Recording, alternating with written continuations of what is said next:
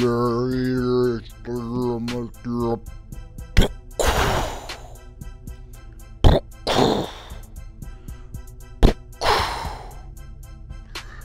saw him in your face.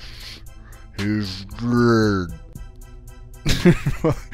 This is season 3, episode 62 of What was that? You're not gonna address what that was right there? That was a slow-mo. That was a slow-motion gunshot. Slow motion of you shooting someone. Yeah, it was a slow-motion gunshot. I said I shot him in the face.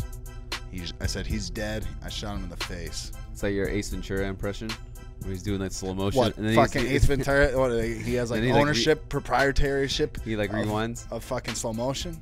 I'm just saying, bro. That's the first thing that came to my mind. The Ace Ventura. He's like, kind of like I'm a biter. All right, dude. I am who I am. Nobody makes me bleed my own blood. Well, listen, it's season 3, episode 62 of the AVG Fantasy Football podcast. We're gonna do a little Thursday night football preview. We're gonna let you know who to start and who to sit for the Thursday night football game between the Philadelphia Eagles and the New York Jets. It's in Philadelphia. But yeah, we're going to go through all that. We're actually going to go over who we like in there, what spread we like, the over, under, all that kind of thing too. So if you're into sports betting at all, you know, we did a little bit extra research. I think I'm going to start, we'll figure something out. I just think it would be kind of fun to do something like that, talk about sports betting. Just because, you know, we sports bet, so maybe, you know, our sports bet can help you with your fantasy as well. But yeah, so tomorrow we're going to be doing the Thursday Night Football Companion. We've been doing these a bunch. So if you're listening to this, make sure you check out our page tomorrow. We'll be live on YouTube. We'll be streaming the game, doing a little our own commentary on the game. You can watch it with us. We'll answer your fantasy football questions, your starts and sits for week 7. But yeah, so be prepared for that. Should be a good time, grand time, great time. All right. If you haven't done it already, go subscribe to us on YouTube. Subscribe to us on the Apple Podcast app. Leave us a rating and review on the Apple Podcast app. Actually, I found out a new thing. If you're already subscribed to us on the Apple Podcast app, if you subscribe and then unsubscribe and then subscribe, that actually helps us in the ranking. So if you want to do that, that helps us too. It's kind of like a weird cheat code I figured out the other day. If you want to help us grow, if you care. But if you don't have time for the entire episode, go check the timestamps. I write down when we're talking about each player at certain times during the podcast, and all those things are timestamped in a little table of contents within the description. And that makes it really easy to navigate and get all the information you want out of the podcast without having to listen to the entire thing. I get it. Like sometimes you don't have enough time for the whole podcast. So it's a very helpful tool. So take advantage of that. And on YouTube, they're clickable. On the Apple Podcasts, you have to actually scroll through. But all those timestamps are there, and they're actually like very useful. I honestly, like I listen to a podcast a lot, and I try and set it up in a way that's like advantageous to the listener. The way I would want podcasts I listen to do it, because there's a lot of podcasts I listen to and they don't do it, and it drives me fucking crazy, because I would rather just be able to go through and hear what they're talking about. So that being said, you know, let's get into it, baby. Actually, I know we said there wasn't any news, but just some things I kind of... Wait, hold on a sec. Will you pull that cord? Some things that just jumped to my head before we kind of break down this Thursday night matchup. Yeah, sure. Just, you know, especially because, you know, waiver wires probably went through, or they're about to go through tonight. By the time you listen to this, they for sure probably should have gone through. Just, you know, keep an eye on Joe Mixon. He's dealing with a foot injury. He didn't practice today. I think it's Wednesday. So just go get Gio Bernard if he's out there. You never know. If Mixon misses a game, Gio Bernard will be a stud play for you this week. And then if you are a Mixon owner, go get Gio just to handcuff him if you can.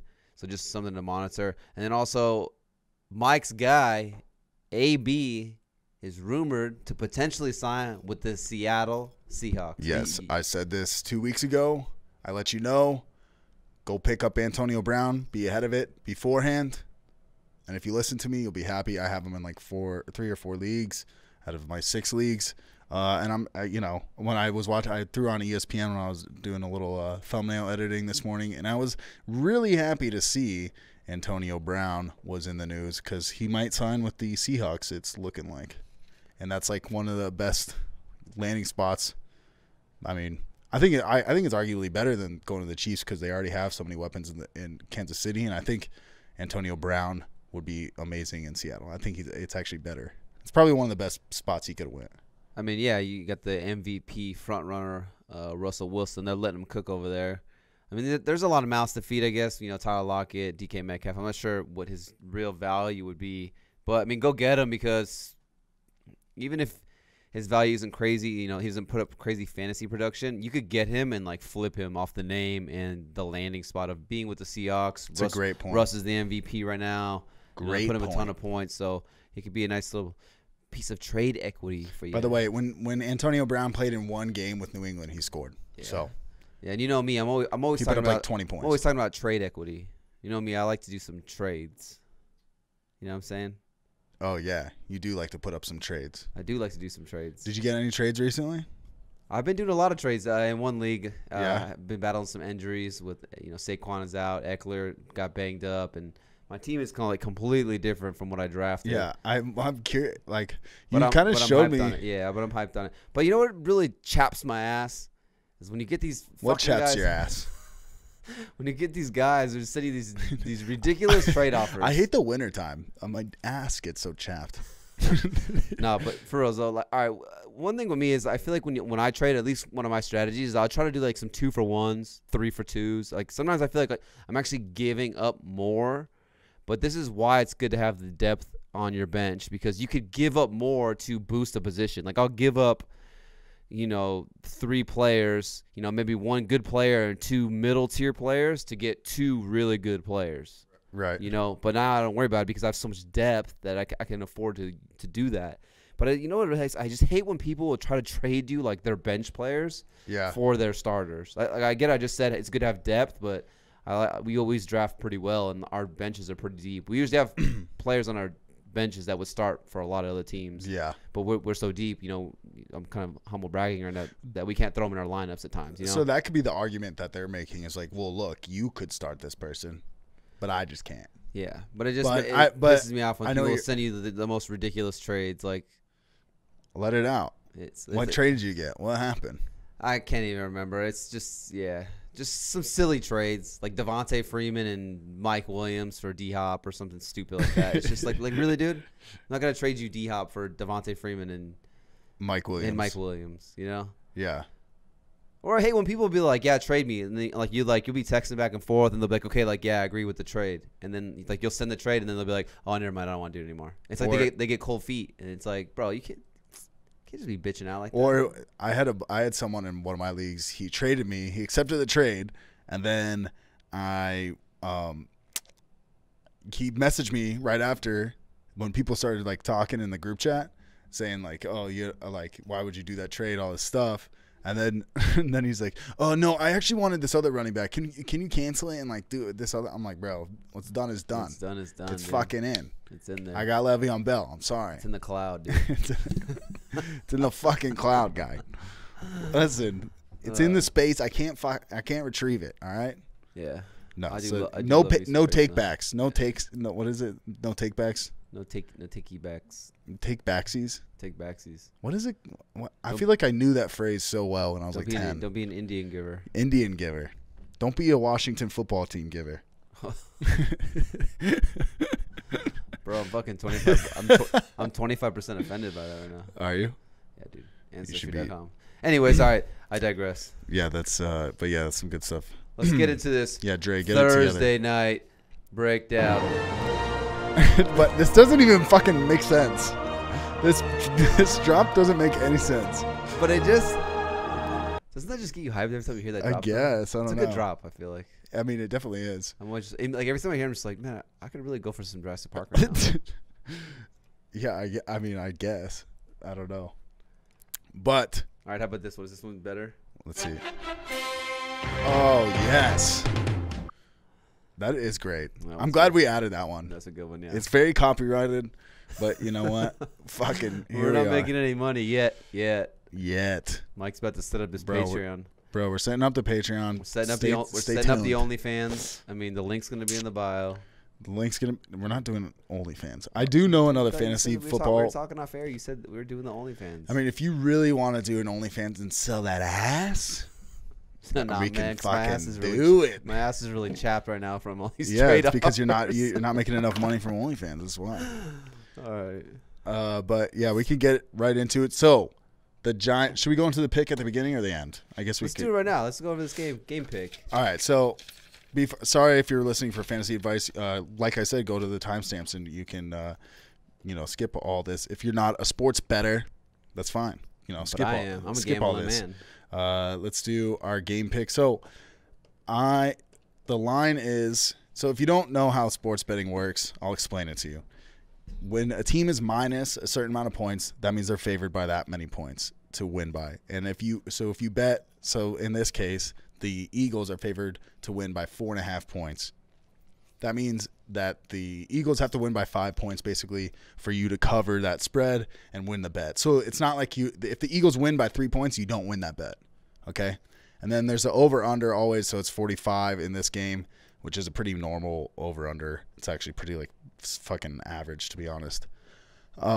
So you bet basically on a combined total points between the Giants and the Eagles to be over or under 45 points. All that being said, I did a little bit of research, and what I'm going to do, I know you told me to take it money line. Money line basically means you're betting on a certain team to win, just outright with lower odds. You told me to take Eagles money line. I'm going Eagles minus 4.5 and the under 45 points. All right? Do you like it? Do you not like it? I do like the under, like you said. Okay. Both these teams kind of struggled. I mean, we saw the Giants and the Washington football team barely put up 20 points each. This is another division game on a short week playing on Thursday night. Yeah, I do like the under. Like I said, I would just take, if I was doing this parlay, I think I would take the Eagles money line just to be safe. I don't want to be greedy because if it gets to a point where you need them to win by 7, what was line again? 7? No, it's 4.5. 4.5. Okay, if you need them won by 5, basically, but then it's getting close to that over under, then it might fuck you. You might get to a point where it doesn't matter if they cover the 5 because them covering the 5 is gonna fuck you. But here's the thing: they're gonna go over. All right, check it out. The Steelers play the Giants in Week 1. The Steelers covered -6. Did you just compare the Steelers to the Philadelphia Eagles?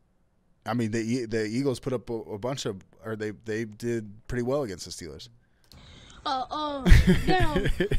Listen, the Steelers were -6 against the Giants at a 46-point over/under, so 1 extra point, and they went under. I mean, all right, you're gonna so do it's it like, then, right? Yeah. So I'm gonna put some money on it. If you want to bet that with me, you can.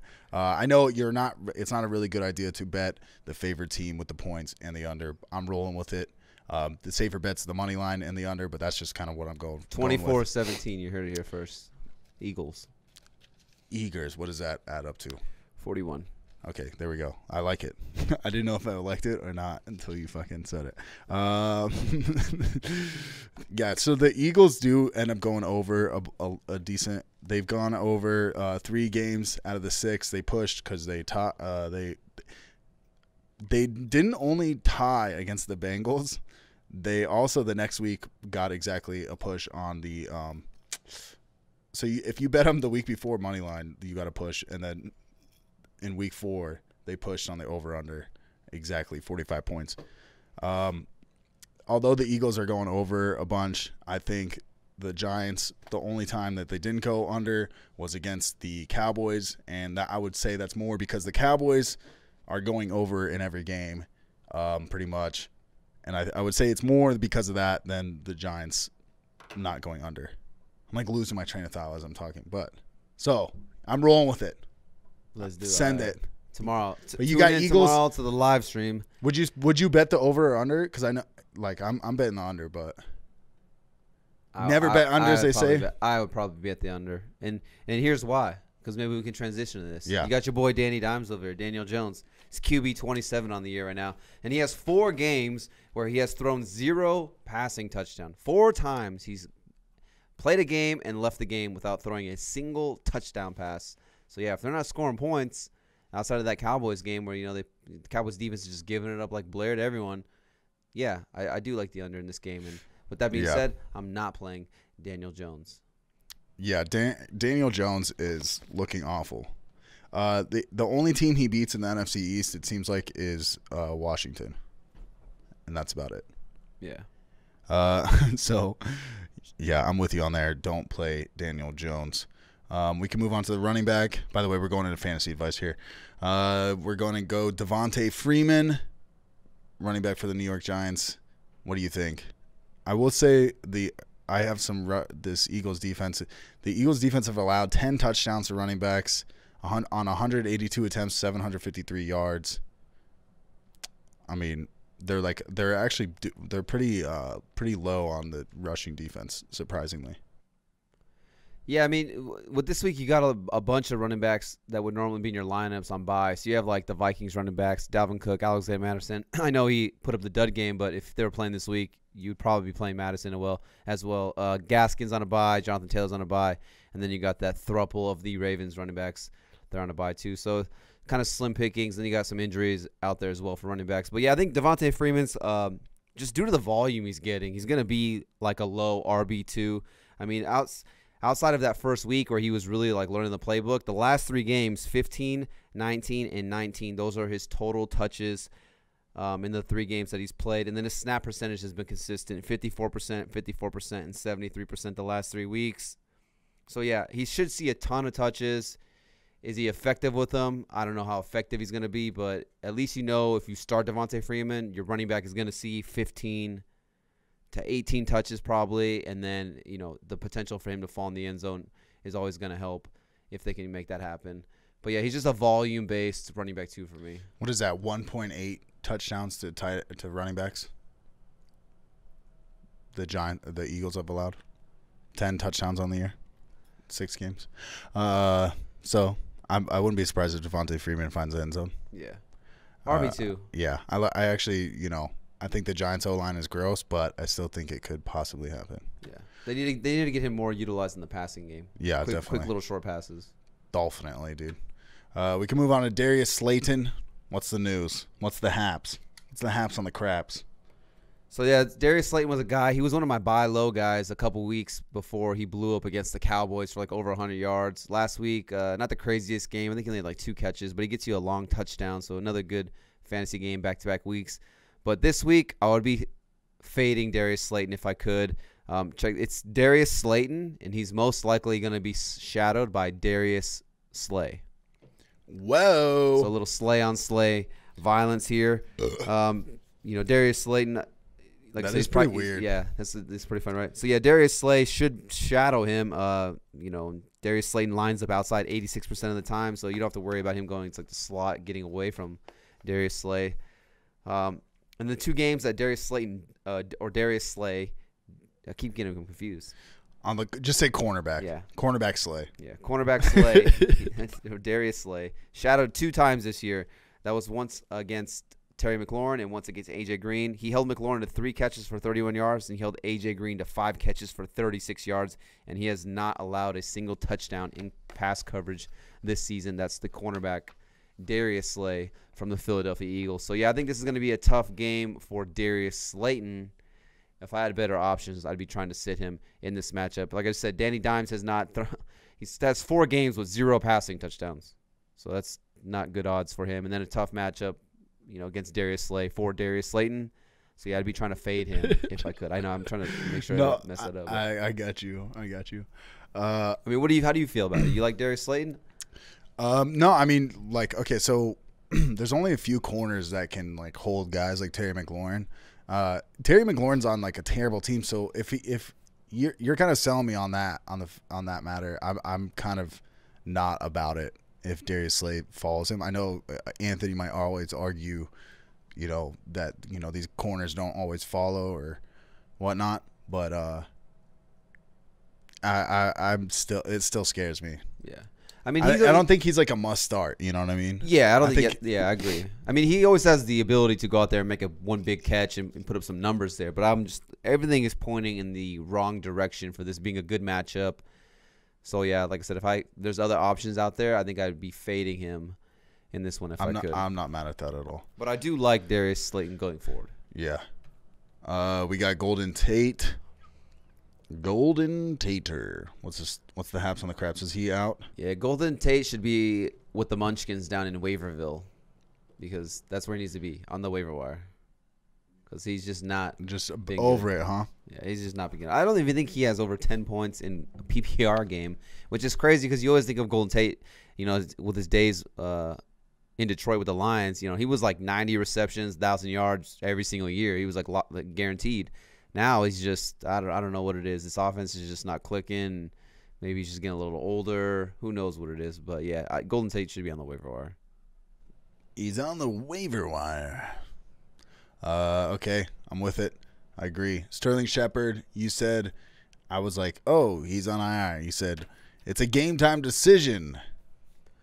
Yeah, they're saying that it could be a game-time decision for him. He's still technically on IR, I think, so they would have to activate him and then let him play. He's coming off the turf toe injury, which can be pretty painful, especially for a receiver when you're doing all those breaks. A lot of pressure on your toe, the ball of your foot. When your toes hurt, it really is more, doing this for a while, you realize how much a toe injury can put you out for a decent amount of time. Yeah. I mean, Mike, you dropped a 45-pound plate on your toe. Yeah, I'm missing half my fucking toenail right now. It's the worst. And could you imagine, running around on that? I mean, now it's fine, but, it took, even just that, it took, it took, at least a week and a half, 2 weeks. And that's just, I think we're comparing me to fucking Sterling Shepherd's turf toe. But yeah.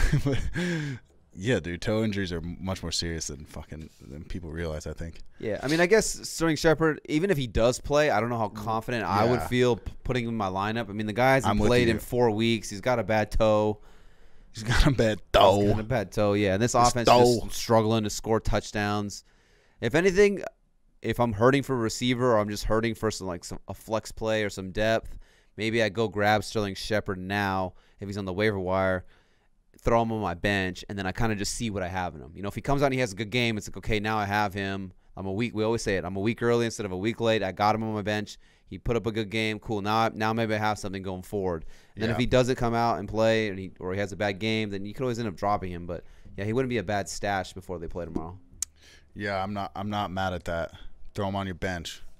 But I'm not about starting him this week, though.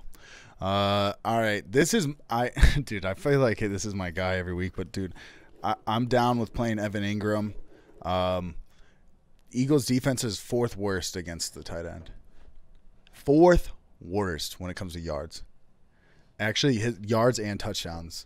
I think both of them. So that being said, I think you can definitely start Evan Engram if you're going to start any of these guys. I don't know. I still like it. The tight end landscape is not great. And Evan Engram hasn't been putting up a lot of points, but, everybody's giving you dud weeks, dude. I think, Travis Kelce might be the only one not. Yeah, pretty much. Yeah, it's because he's a Greek god. He is a Greek god. But the beard of Zeus. And he has a huge cock. Just kidding. I don't know. Anyways. But I agree with you. This would be if Evan Engram doesn't get it done this game, if I am an Evan Engram owner, then he's dead to me. This is it. This is the make or break week for Evan Engram right here. He's only had one game over 10 PPR points. The only thing that I feel confident throwing in my lineup still is he's run the 5th most routes out of any tight end. So, I mean, my guy's on the field a ton. He's running a ton of routes. I don't know what it is that they're just not all of it. His average depth of target is 5 yards, or his average catch is 5 yards, which is crazy when you think of this guy who can really stretch the field or run down the seam of the field and make these big plays. They're just not utilizing him like that for whatever reason. Maybe because Jason Garrett's just a fucking retard. But yeah, like Mike said, the Eagles, they struggle against tight ends. So, and if you got Darius Slay, if he kind of neutralizes or shuts down or limits Darius Slayton, he's got to throw the ball to somebody. And we just said Golden Tate is non-existent. That's why I said, maybe a little more Devonta Freeman out of the backfield. He's got to be able to throw the ball to somebody. So, like I said, this is a make or break week for me with Evan Engram if you're an owner. If he doesn't get it done this week, then yeah, he might be joining Golden Tate down there in the Waiverville. On the Waiverville. All aboard to Waiver Town. Yeah. How about Giants defense? Am I missing anybody? I feel like I'm. Nah, I'm not playing the Giants defense. Yeah, I'm good on that. I know Carson Wentz, I think, has been sacked 25 times or something like that. Yeah, there's a lot of better streaming options out there if you can go get it. I know the Bills, it was only like 25% or 30% of the leagues, but the Bills were out there in a lot because they played the Chiefs the week before, so a lot of teams are dropping them because you're not starting the Bills defense against the Kansas City Chiefs. So go try and see if the Bills are out there. You got the Chargers at home against the Jaguars. That's another good one. So just some good defenses that are probably on the waiver wire. Yeah, I'm definitely not playing. By the way, targets in a game to the tight end position on the Giants, it's 25%, which is it's like decently high. Yeah, I think the highest is like 33%, and that's like the Titans to Jonnu. Our guy, which is the highest. All right, we can move on to the Philadelphia Eagles. We got Carson Wentz, the Red Rocket, the Red Rifle, the Red Dead Redemption. Big Red. If you don't chew Big Red, then fuck you. Yeah, if you don't. Carson.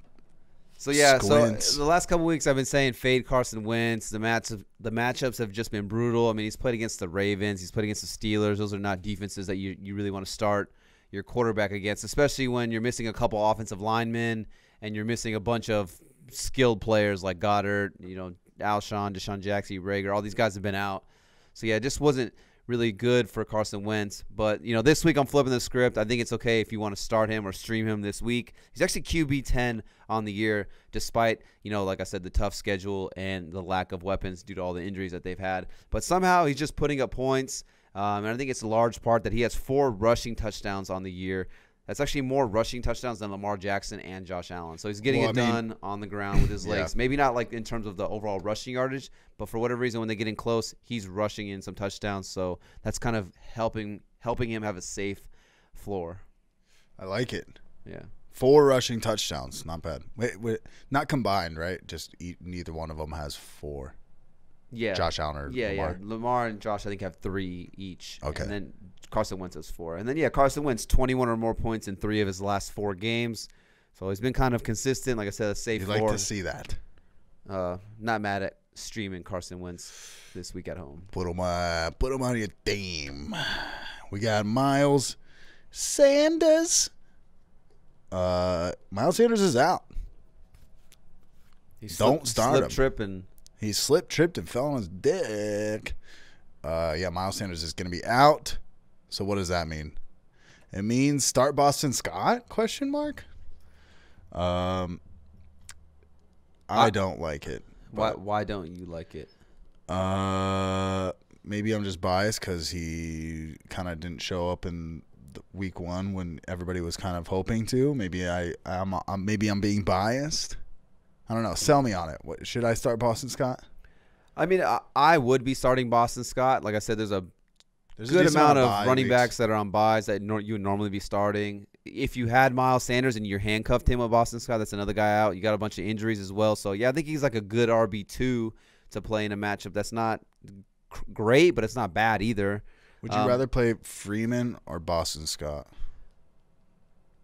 That is a tough one right there. I think I would go Freeman because he's kind of like the guy there. I'm expecting somewhat of Corey Clement to get involved in this attack. Whether it's 60-40, 70-30 Boston Scott, I'm expecting Corey Clement to be involved for what it is worth. Devonta Freeman is like the guy there. I mean, like I said, 15 or more touches in 3 straight weeks.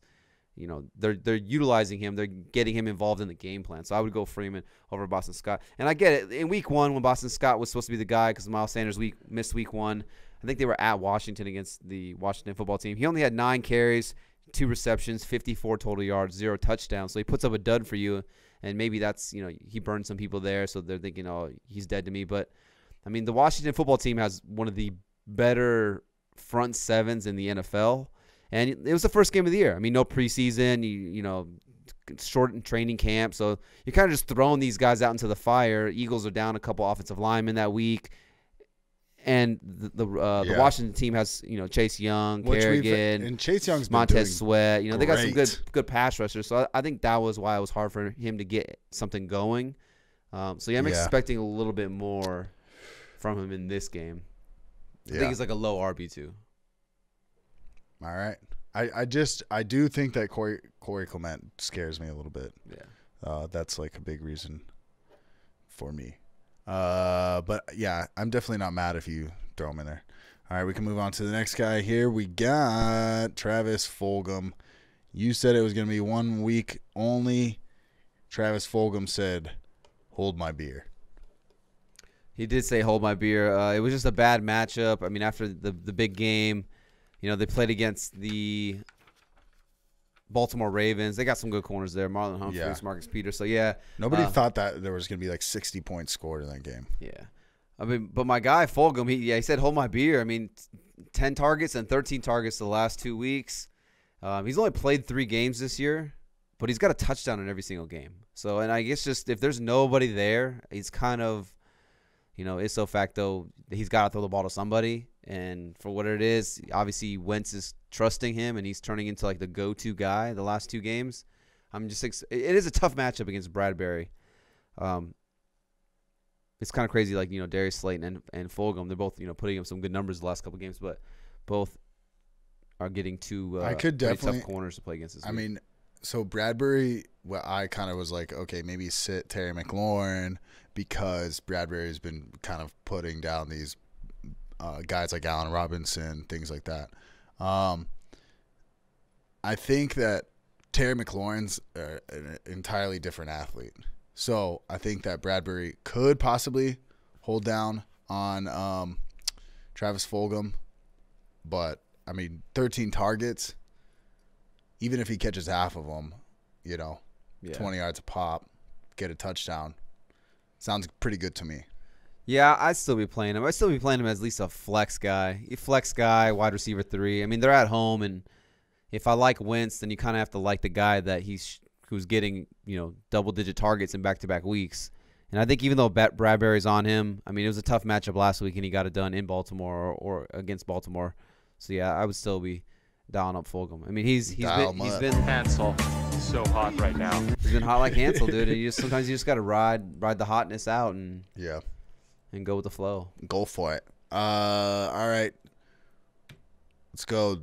DeSean Jackson. He's back. Do you think this hurts Travis Fulgham's value right here? No, because it's just another weapon for the defense to account for, especially DeSean Jackson, a guy who can really stretch the field. Oh, yeah. He sure maybe can can do open that, things up. I just think having another weapon will probably help Fulgham because then, it's not just the only guy out there on the field. But with that being said, I'm not playing DeSean Jackson this one. And now that I said that, he'll probably come out and have his best game of the year because he hasn't done shit all year. Even in the games that he did play before he got hurt, he wasn't doing anything. Yeah. That is truly how it goes, huh? Yeah, but I would not be playing DeSean Jackson. Yeah, it doesn't sound sexy to me. I would have to be in a super pinch of he's like a McCole Hardman. It's like pinch me. He could get you this monster game, but he could also get you 0 points. He's high risk, high reward, and I want nothing to do with it. Let's go Alshon Jeffery. Just kidding. Alshon Jeffery is out again. Jalen Reagor. No, he's out too. Zach Ertz. Oh, shit. He's fucking out too. What about Dallas Goedert? I think he's going to be out too. He's fucking out too. Jesus Christ. All these. That's so insane. I shouldn't even put all those templates in there. So all those guys are out. Dude, fuck, man. This is hurting my -4.5. Just kidding. The Giants are really bad. Let's go back to Alshon for a second. I don't know what it is. IR is only 3 weeks minimum. Yeah. So it's why I don't get why they haven't put him on IR. It's because he keeps practicing in limited fashion. So it's all right, each week he'll get 3 limited practices. Do you think Next it's week, 3 limited practices? What? So I don't know if they're trying to ship him at the deadline. Maybe they're okay, we just don't want him to get hurt. We want him to be healthy. That way when we try to trade him at the deadline, we can be he's healthy. We just didn't want to play him because we didn't want him to get hurt. you know? But I just don't understand why he hasn't been on IR, and I don't understand why he keeps practicing, but he's not playing. So it's like I have him in a league or two, and I'm just holding on to him because there's no pass catchers for these Eagles. Rager's out. Ertz is out. Goddard's out. Just so many injuries. Miles Sanders is out. It's like, so I'm just like, all right, when Alshon Jeffery's on the field, he's good most of the time. And Wentz has, been getting it done. Like I said, it's been ugly, but he's been getting it done. Yeah. So I've been holding on to Alshon Jeffery, but I just don't understand why they aren't playing him. Yeah. Do you think it's like a AJ Green situation where he's like, but it doesn't make any sense why he would do that. Yeah, I don't get it. Yeah. We're missing something here. Huh? I've just been stashing him in a couple leagues, so I don't know. It's if you have the depth or like a bench spot that you can just, pretty much waste each week because he's not playing, I would try to go get Alshon, just hold on to him and see what he is, because they got to throw the ball to somebody there eventually. And Travis Fulgham can't continue to get 10-plus targets every game. And then he was like, wait, what'd you say, T? Hold my beer. Yeah, I don't know. It's rough. It's rough out here for these Eagles. Yeah, Ertz is going to be out for 3 weeks, 3 to 4 weeks. I don't know. Hopefully they'll put him on IR because I need some bench space, and I can't drop anybody because he's not on IR yet. And then Goddard's on IR too. If Goddard was to play, would you feel comfortable throwing him into your lineup? Yeah. Yeah. I agree. If he's healthy enough to be on the field, I would play Goddard. Yeah. Well, if you're gonna play him, would you play? I don't have a template for it, but would you play Richard Rodgers? I personally would not be playing Richard Rodgers. There's got to be some better options on the waiver wire. I just don't know how confident I feel in Richard Rodgers. Outside of him scoring a touchdown, I can't imagine a high-volume game of receptions and yardage from Richard Rodgers. Could he get a red zone touchdown? Yeah, 100%. They don't have anyone to catch the ball. So if he's going to be on the field, he has an opportunity to catch the touchdown. But I just don't think he's going to put up big numbers. So I would not be playing Rodgers. Don't play yeah. You could fall into the end zone, but truly, what is that? I'd rather play like Greg Olsen over him. I'd rather play Dalton Schultz over him. Play Trey Burton. He's on a bye, but would you play Trey Burton? I'd play Trey Burton over him. Yeah, that was just one of those waiver wire things I noticed. So that's why I mentioned his name. Eagles defense. This is our defense to play this week, huh? This is one of our streaming defenses. Eagles defense, light them up, dial them up, fire them up. The opposing defenses have scored 9 or more points in 5 of the 6 games in ESPN standard scoring leagues for defenses. So it's a pretty consistent floor that the Eagles are going to get you at least 9 points, because it's happened 5 of the 6 games so far that the defense playing against the Giants has put up 9 points. So I'll go with that. It's a short week. They're at home. I will say that the Eagles have allowed 30-plus. This is like just a caution that I don't know. I noticed a couple of these things. Eagles have allowed 30-plus points in 3 out of the 6 games, and then have not allowed less than 20 points in any game. And then Danny Dimes was like, hold my beer. Yeah, Danny Dimes is an unprecedented 2020 anomaly, so you're making fucking great points here. But just, I don't know, I noticed that. So what was the other? We had a couple other streaming defenses too. Bills, Chargers. Yeah, Bills, Chargers, and the Eagles. Those were the 3 in the waiver wire article. Yeah, article. If you're still looking up people to add, go check out that article. I'll throw it in this description as well. So, but I think that's all we fucking wrote. Hey, I think so too, dude. Hey, dude. Just wanted to get a quick little episode out. It was not a flub. It wasn't a flub. It was not. By the way, that's Dan Marino. If you guys, Dan the man. Dan Marino, when he tried to do a commercial. The full video is actually absolutely hilarious. It's pretty funny. You should clip that. It probably is like our favorite How thing. to enter it. That's him too. It's like It was no fucking flub. It's like a contest to like come hang out with Dan Marino. And the whole time he's just like irate. He's just so upset that he has to I be heard there. Dan Marino is like one of the biggest assholes. Probably. I heard he's not a nice Probably person. a fucking jagoff. I could totally see it. All right, Like so one of those guys, you're like, hey, Dan, can I get your autograph? And they'd be like, $20, kid.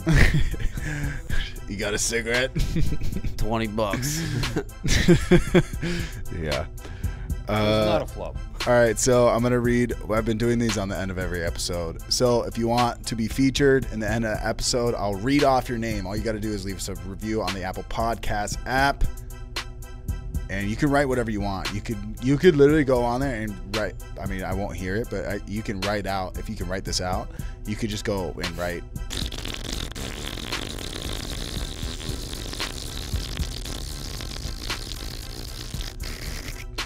And I'd be like, that was from Jake Tapper. I don't know. Okay.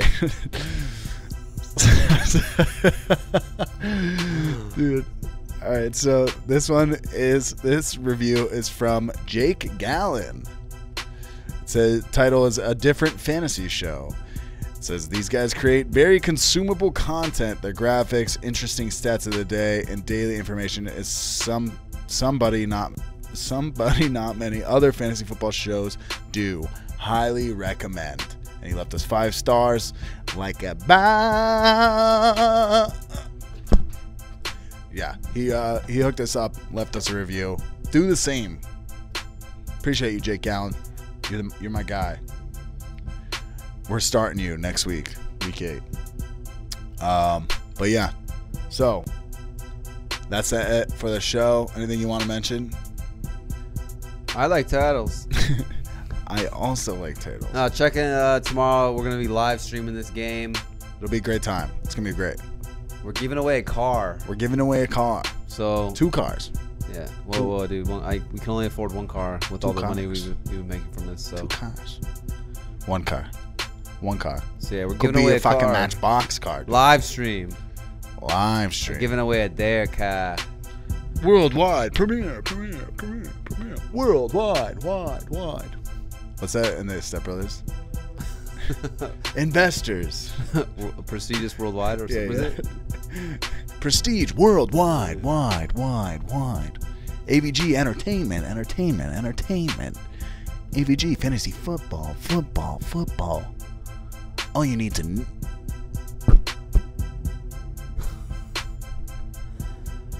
And us big boys are out.